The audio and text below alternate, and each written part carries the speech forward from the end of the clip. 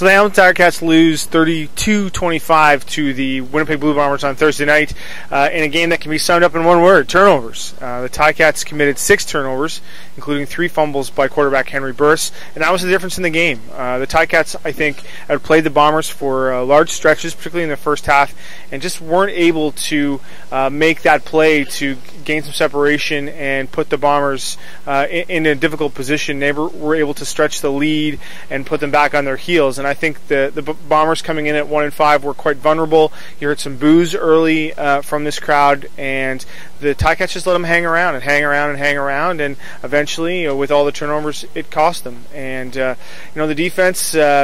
Joey Elliott, the quarterback for the Bombers, making his first start in a couple of years, threw for over 400 yards, had a short field to work with a couple of times, and took advantage of that. And the defense just couldn't stop the Bombers in the fourth quarter.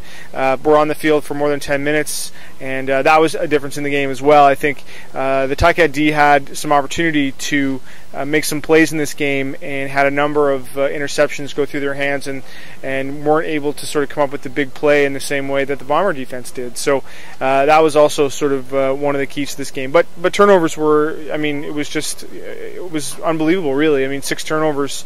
You just aren't going to win games turning the ball over that many times. And so that was obviously the story. After the game, George Cortez alluded to the fact that he may consider lineup changes moving forward, but did voice his support for quarterback Henry Burris, not looking to make a change at quarterback there.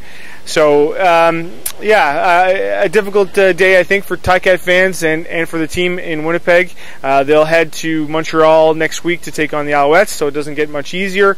And then they'll play the back-to-back games with Toronto, starting with the Labor Day Classic. So make sure you check out the Spec on Friday. I'll have my game story in there, and the Scratchy Post blog will have all the up-to-the-minute Ticat news. Reporting from Winnipeg for the Hamilton Spectator, I'm Drew Edwards.